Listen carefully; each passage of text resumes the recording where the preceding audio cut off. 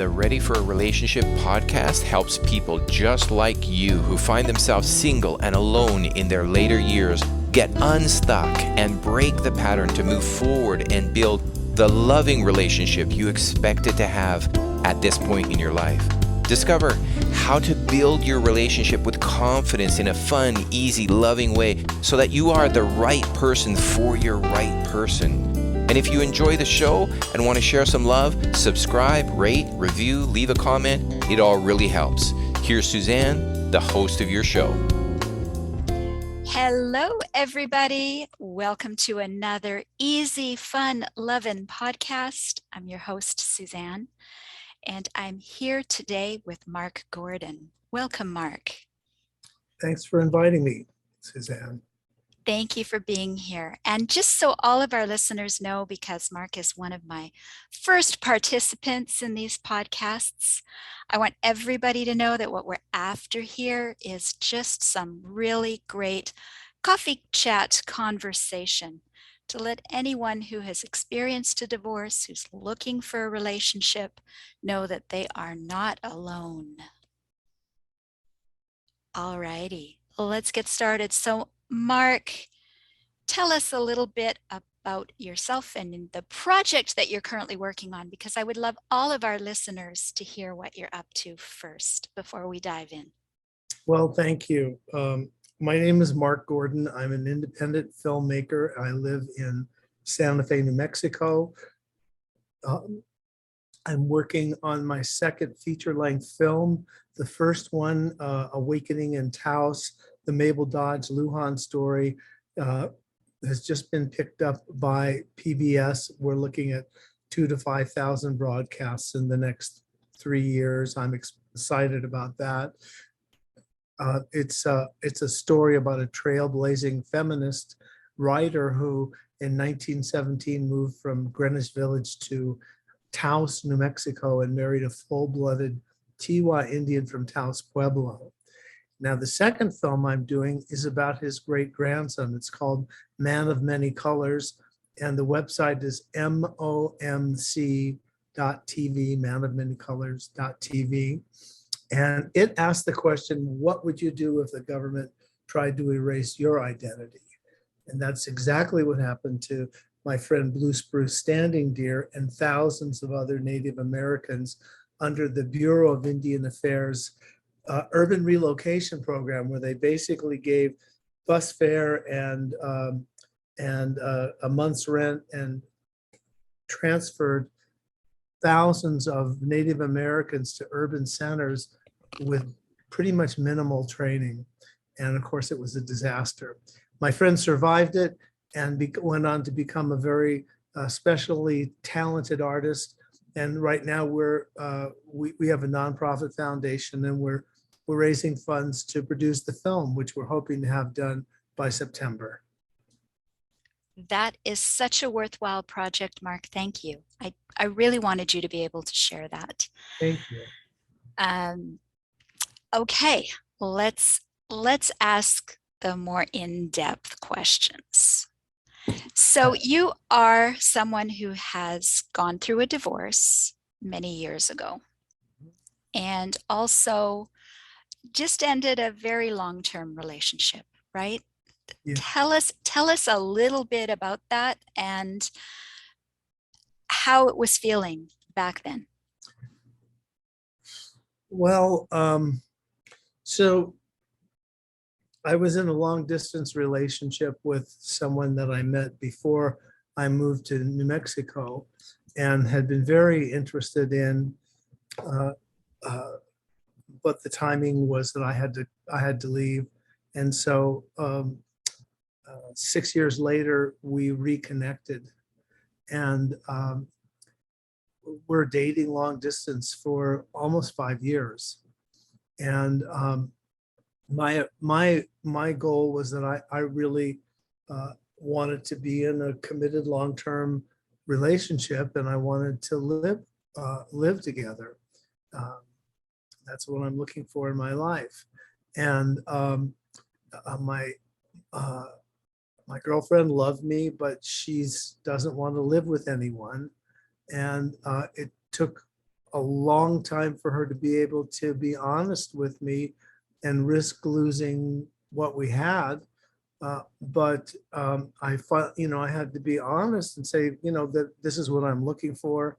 I'd like to be in a long-term committed relationship. What ended up happening was I said to her, is there any possibility that we're either going to live together or at least live in the same town?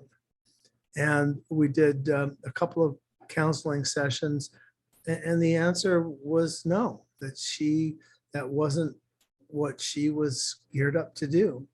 And so we transitioned to a friendship. Uh, I haven't met anyone to replace that relationship yet. I've done a little dating. I'm subscribed to a flirting workshop. It's Don't you love this, guys?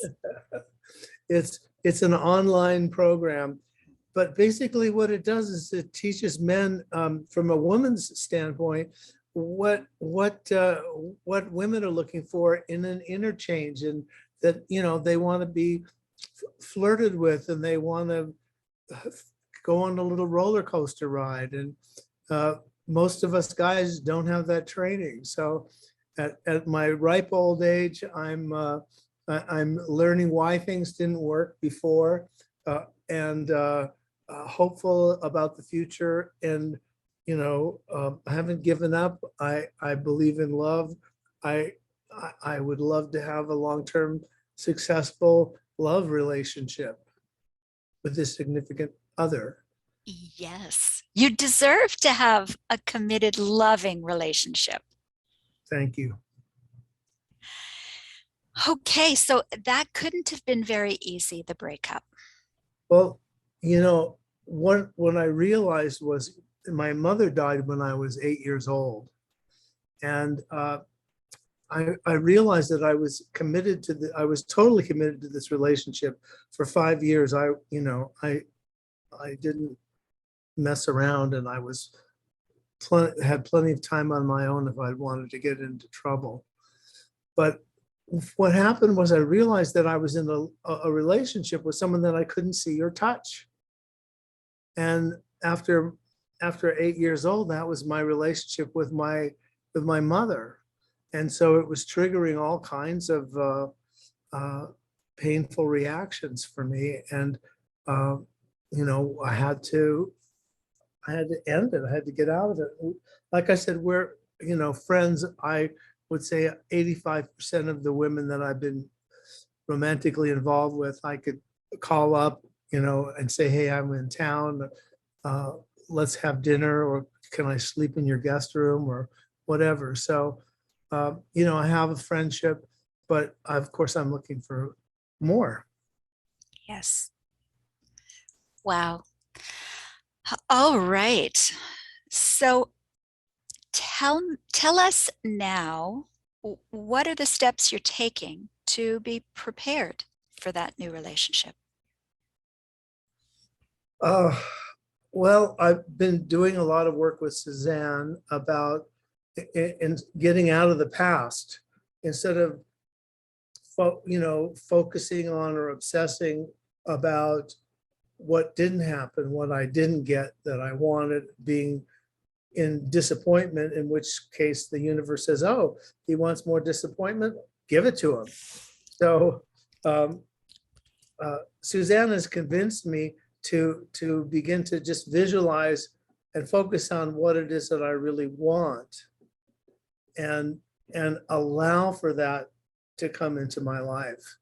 And I guess participating in this podcast today is part of telling the world that that's what I'm looking for. It's one more step to putting that out there. Yeah, and the first couple of months, Suzanne, she first had me write a list of what I'm looking for in a relationship, my ideal relationship, and that actually wasn't that easy to write. It took a lot of thought, and then the other assignment was who did I have to be in order to attract that person into my life. Marianne Williamson says, we all have these little lists of that we're looking for in this person, and would that person want to date you? And so The $1,000,000 question. the list is the person that you not only want to attract, but you have to become. So so the assignment was to at night before I went to bed, in the morning when I got up, I'd go through my list and visualize. And here I was talking about to myself what it was that I wanted in a relationship. And my brain was telling me, no, you can't have that. You don't. What do you mean you want that? You don't deserve that. I mean, it was a lot of there was a lot of negative self-talk. And so part of the process was becoming aware of that negative self-talk, noticing what it is. And I've always said that the negative things that we say to ourselves in our mind about ourselves, we would never talk like that to another person that we loved. Is so 100% correct. I mean, I would be totally offended, but we have our insecurities, we have the things that people beat us up about when we were kids, and that we beat ourselves up, or we punish ourselves because there's no parent around. So and how did it become okay to think like that, to think that's okay, right? We all do it. Right. There's not like the mind police that say, hey, you're having a negative thought. Well, careful.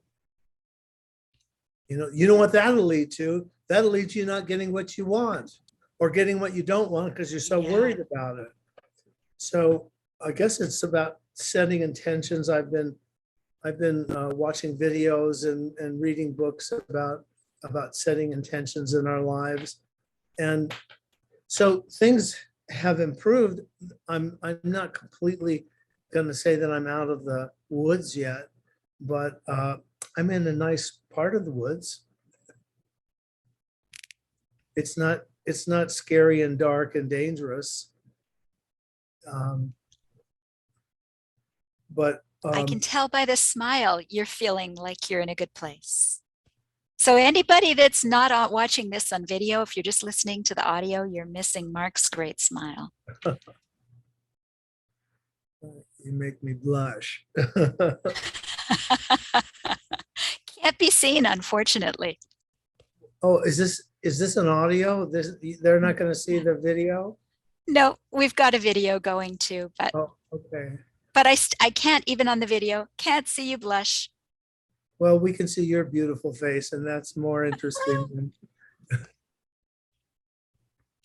Hopefully we'll have both of us up there. Yeah. Okay, so the process is ongoing, right? It's an exploration, it's an experience. Yeah, and it's getting easier. And one of I'd say the biggest things I've overcome is taking, when stuff happens that's let's say negative or not what I want, I'm less likely to take it in and make it about me being wrong, or going, oh, see there, that bad thing happened to you. Excuse me. That bad thing happened to you, and there, you deserve it, and it's your fault.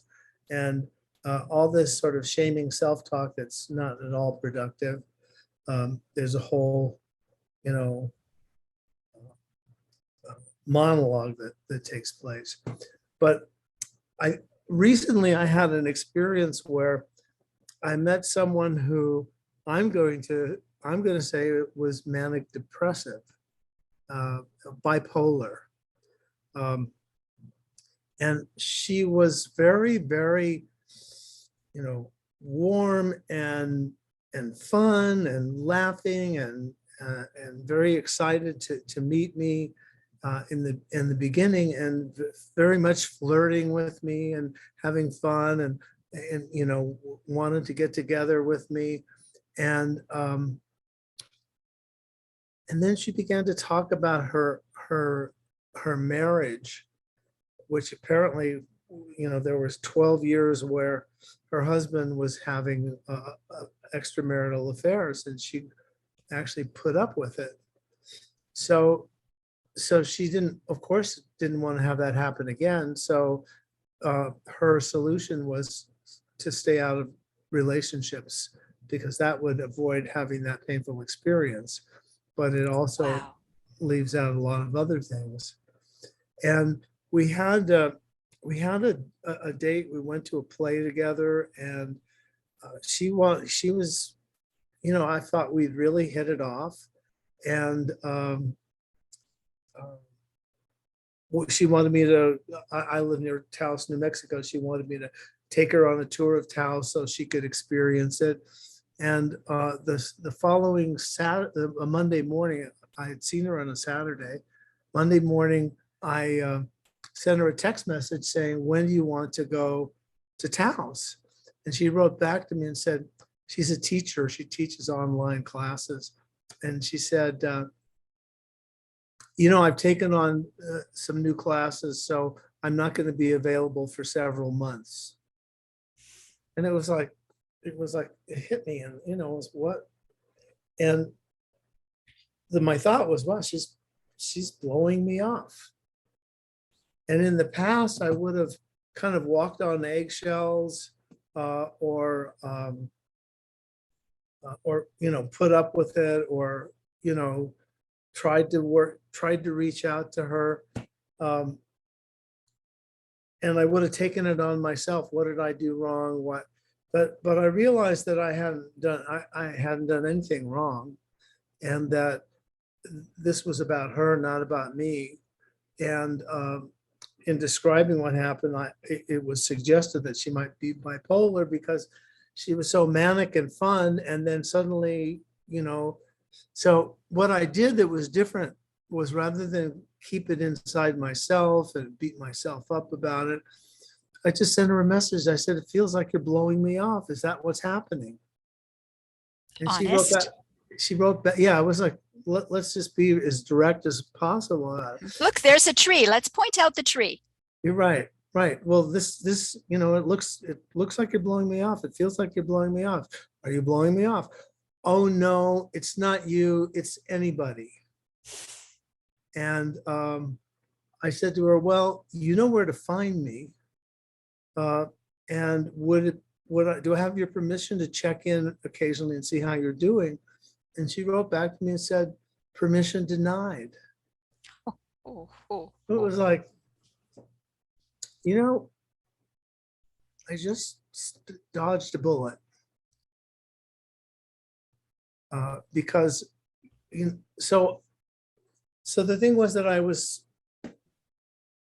wise enough to ask the hard question and face the truth, and mature enough to accept that there was really nothing I could do about it, except the fact that there were problems there based on her experience that would have made it impossible for me to have the kind of relationship that I'm looking for.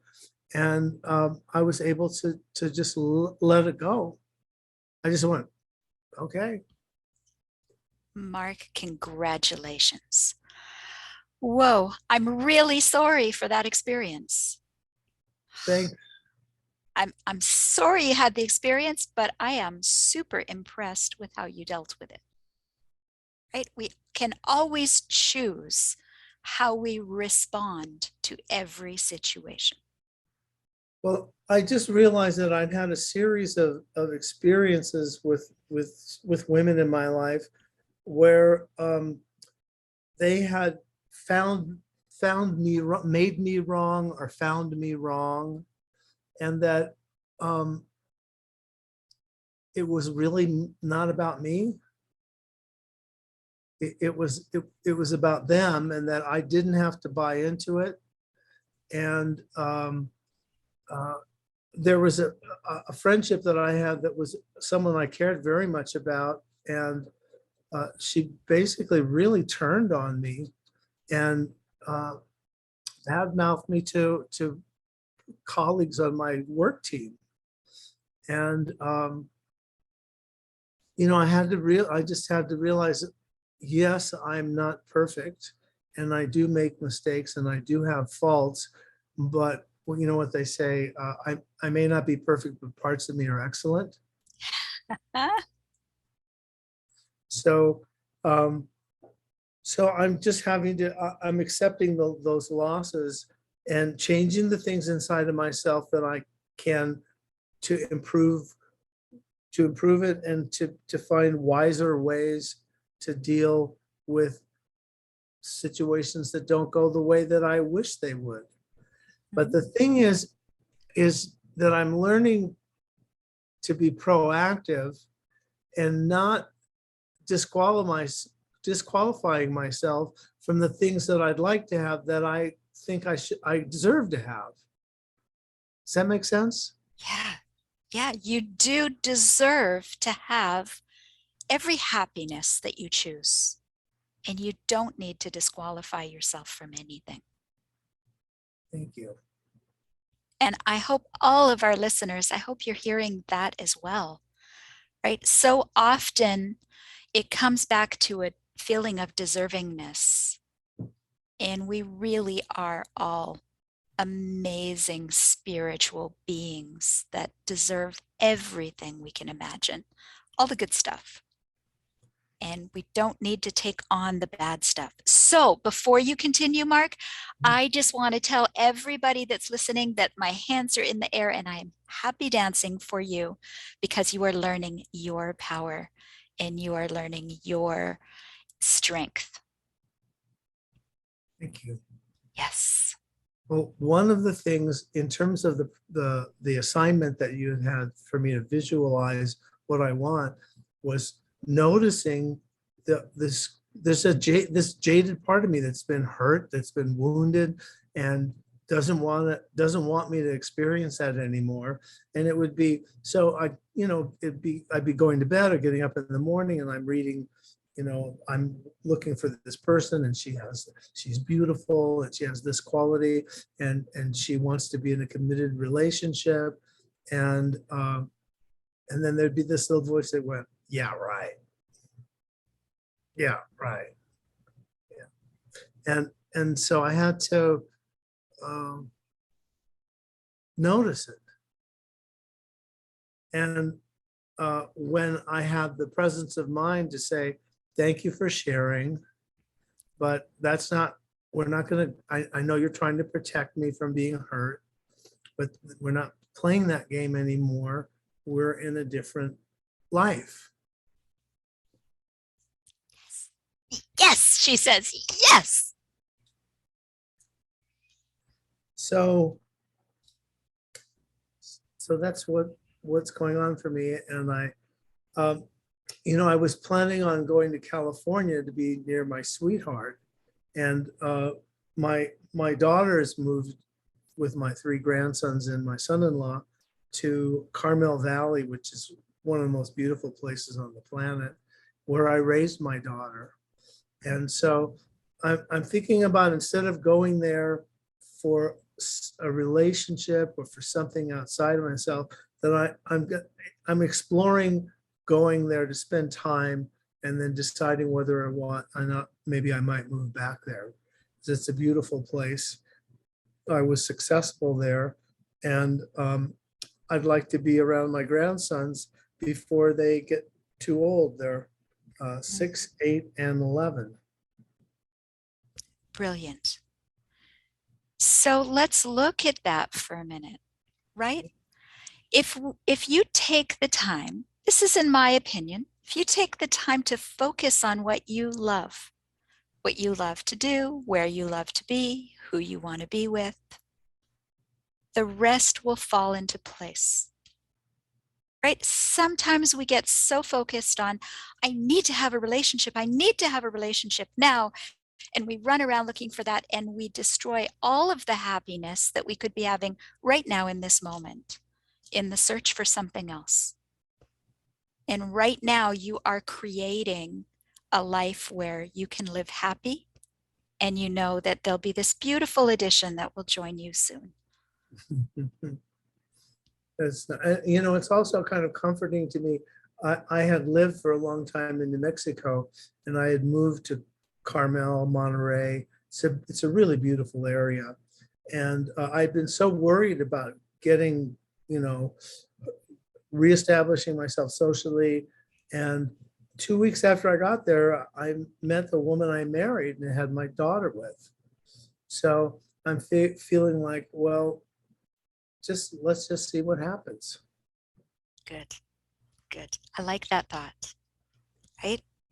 Because you're doing the steps now to be aware of when your mindset doesn't serve you, to change those thoughts. You're feeling stronger in yourself. Salute. Bless you. Thank you. And you're now aware of being worthy. That's not an easy thing. And it's interesting, things are kind of falling into place kind of effortlessly. Like I was deciding that I wanted to spend some time in California, and the Santa Fe Opera has a season that's about a month or two long in the summer, and they rent people's homes for their actors and actresses and singers and musicians, and so about the time that I thought it would be nice to do that, I was able to get in touch with people that are handling housing. So I may be able to just have this lovely studio home that I live in, and go to California at the same time and not be pressed about it financially. Perfect. See, things will fall into place. There's one thing before we're finishing up that I have to share that I kind of forgot about. When you were talking about this last lady that you met who was like flirtatious, and then all of a sudden I've had a bad experience and I'm not going to go there again.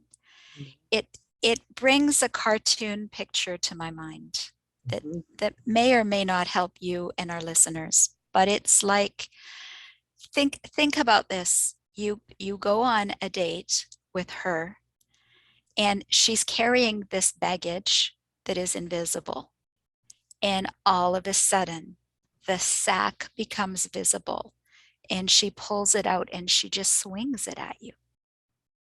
Right? This is all locked into past relationships, past what she said, what he said, what they did. All of this past gets swung at you, and there you are, totally unprepared. A friend of mine has a saying, I know that I pushed your buttons, but I did not install them.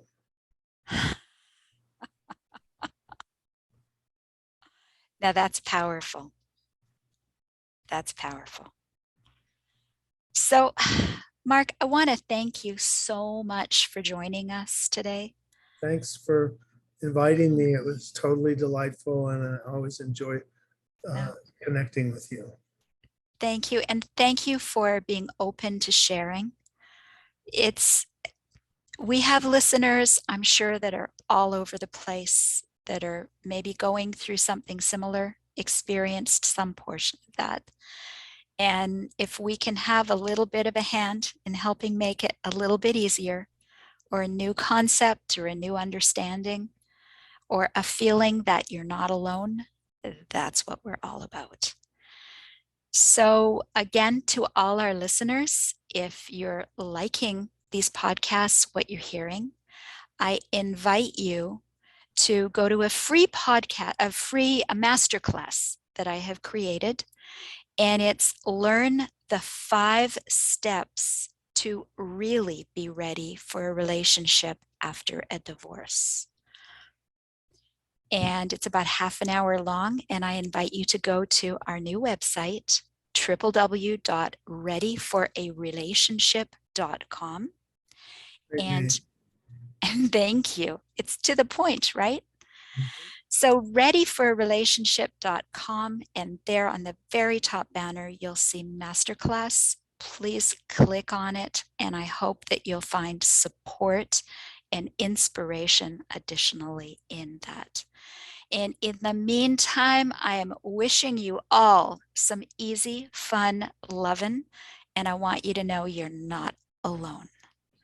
Thank you again, Mark, for joining us. And Bye. everybody have a marvelous day. Make it one, okay? Bye. Here we are at the end of the podcast, and you just got some Suzanne lovin'. If you got value out of this podcast and you want to spread some love too, subscribe, rate, review, leave a comment. And who was it that you were thinking about who could also be uplifted by it? Share it with them now. Catch you next time.